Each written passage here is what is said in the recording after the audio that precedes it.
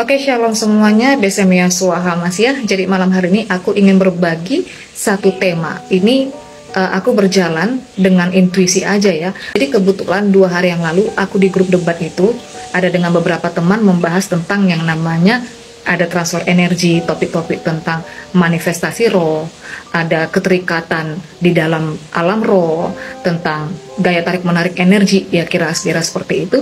Dan hari ini salah seorang sahabatku laki-laki memberikan satu video yang berhubungan dengan bahasanku 2 hari lalu di dalam grup debat itu. Nanti di video di endingnya aku bagikan ya. Ini bicara tentang bagaimana kita berada dalam satu circle, bagaimana kita ada dalam satu relasi, pergaulan, hubungan atau apapun itu, di mana di dalamnya ini bisa terjadi saling tarik menarik energi. Ini kalau kita bicara tentang dunia roh, memang media, nggak semua orang bisa diajak ke dalam topik ini, tapi ini anggap saja untuk menambah wawasan kita, saya dan Anda semuanya. Semua di alam semesta ini itu adalah energi. Setiap kita, setiap orang itu adalah energi. Dan biasanya orang akan mencari orang-orang yang sefrekuensi. Setiap orang akan mencari atau tertarik ke yang frekuensinya sama dengan diri dia. Makanya ada istilah burung sejenis berkumpul. Dan ketika orang-orang yang sefrekuensi ini berkumpul, mereka membentuk satu ikatan, dan secara kontinu di alam roh, roh mereka itu menyatu, terikat. Ada banyak orang yang mungkin nggak memahami tentang tema ini, ada yang namanya perkawinan roh. Saya bisa saja dengan seseorang tidak menikah fisik, ya nggak perlu diberkati, tetapi di alam roh, itu sudah terjadi perkawinan roh, sudah terjadi penyatuan. Hati-hati di mana kamu bersirkel, hati-hati di mana kamu memilih pergaulan, di mana memilih kelompok, hati-hati memilih pasangan hidup. Makanya nggak usah heran ya, kalau sering kita lihat, kenapa suami istri bisa tabiatnya sama, sifatnya sama. Kenapa bisa dalam satu komunitas, ya dalam satu circle, memiliki sifat-sifat yang sama. Karena frekuensinya sudah saling tarik-menarik, energinya sudah saling tarik-menarik. Dan ada yang namanya transfer energi atau transfer roh. Kedua, kita bicara tentang vibrasi energi yang positif dari seseorang dan juga vibrasi yang negatif. Biasanya kalau orang memiliki vibrasi yang tinggi, vibrasi energi yang positif yang tinggi, dia lebih peka, dia bisa merasakan di sekelilingnya ini atau dari orang lain, itu mengeluarkan energi yang negatif. Dia peka, dia bisa merasakan. Itu kedua. Terus yang ketiga, kalau misalnya seorang memiliki vibrasi energi yang positif, ya, terus yang satu ini dia energinya negatif, yang dull. Orang yang punya energi positif, kenapa sering sekali merasa capek, lelah, bahkan kalau secara kontinu, ini bukan main-main, dan ini bahkan mungkin bisa dijelaskan dengan ilmiah, ini bukan main-main ya. Kenapa orang yang punya energi positif, kalau secara kontinu, itu bersirkel atau berelasi lama dengan orang yang negatif, dia merasa lelah, capek. Bahkan itu bisa terjadi sakit fisik, misalnya sakit kepala, perut, dan lain-lain. Kenapa? Karena kita menyedot energi yang negatif ini. Jadi kalau misalnya roh kita tidak terlalu kuat, yang ada kita, yang diikat kita, yang dipengaruhi. Dan kenapa mereka merasa fine-fine aja dengan kita? Karena mereka sebaliknya menyerap energi positif kita. Mereka fine, senang.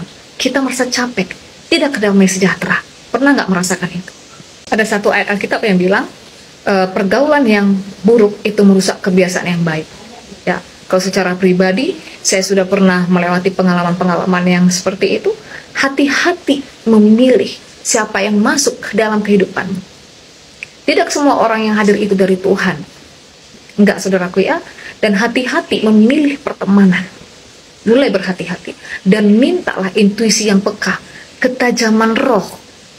Untuk mengetahui apakah orang ini itu datangnya dari Tuhan atau enggak. Enggak semua orang bisa membangun kerohanian. Mungkin ada banyak orang yang bisa memberikan kontribusi soal ilmu, tetapi kerohanian gersang. Kita bisa mengisi ilmu, kita bisa baca, kita bisa dengar dari orang lain, kita bisa isi otak kita, kemampuan kognitif kita mungkin bertambah. Tetapi secara kerohanian kita mati, gersang. Dan tidak semua orang itu bagus untuk perkembangan rohani. Bahkan ada beberapa orang yang mungkin hadir dalam kehidupanmu itu akan menghancurkan, itu akan mematikan rohanimu.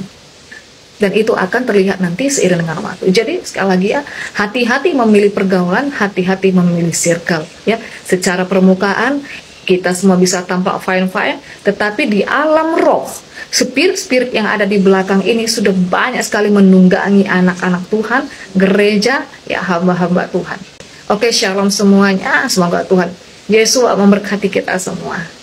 Dulu orang Eropa nggak percaya sampai ditemukan foto ini oleh Profesor Insinyur Semyon Kirlian. Ini orang Rusia.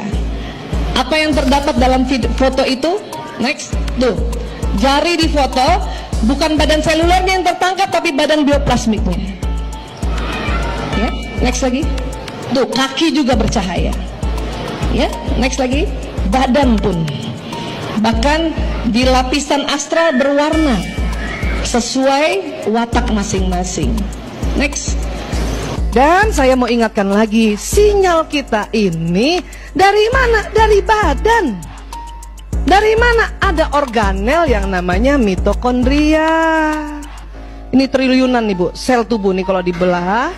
Ini inti sel, ini mitokondria, ini lisosom, ini tempat lemak di di metabolisme ya. Ini protein, cairan di sini nih. Bayangin tuh, tubuh kita tuh penuh cairan Bu. Ini mitokondria ini memetabolisme ya glukosa atau karbohidrat untuk jadi tenaga. Satu sel kurang lebih 5-10 mitokondrianya. Padahal sel-sel begini itu triliunan. Dan mitokondria ini itu dari ibu kita. Saya, mitokondria saya dari ibu saya. Suami saya, mitokondrianya dari ibunya. 5 anak saya, mitokondrianya dari saya. Karena organel mitokondria ini dibawa di ovum, di sel telur, bukan sperma. Mitokondria ibu semua itu dari ibunya ibu. Maksudnya apa Bu Aisyah? Maksudnya adalah karena mitokondria ini pembuat energi dan juga sinyal yang tadi kita bicarakan ini, maka kita sama ibu kita frekuensi sinyalnya sama. Nikola Tesla berkata, jika ingin mengetahui rahasia semesta, berpikirlah dalam ranah energi, frekuensi, dan getaran. Sadari bahwa tubuh manusia adalah kumpulan dari medan energi yang bergetar di frekuensi tertentu, sesuai dengan tingkat kesadaran diri. Energi kita menarik energi yang sefrekuensi. Alhasil yang kita dapatkan sesuai dengan adanya kita. Artinya, orang-orang di sekitar kita adalah cerminan dari energi kita. Dan setiap perbincangan adalah transaksi energi. Apalagi jika sampai ada emosi yang terlibat atau ada sentuhan fisik. Jadi, jagalah energimu supaya tidak terkontaminasi vibrasi rendah dengan menjaga pola pikirmu selalu netral. Perhatikan siapa yang kamu izinkan berada di sekitarmu, apalagi menyentuhmu, apalagi berhubungan intim. Karena energi kalian akan menyatu dan berpadu.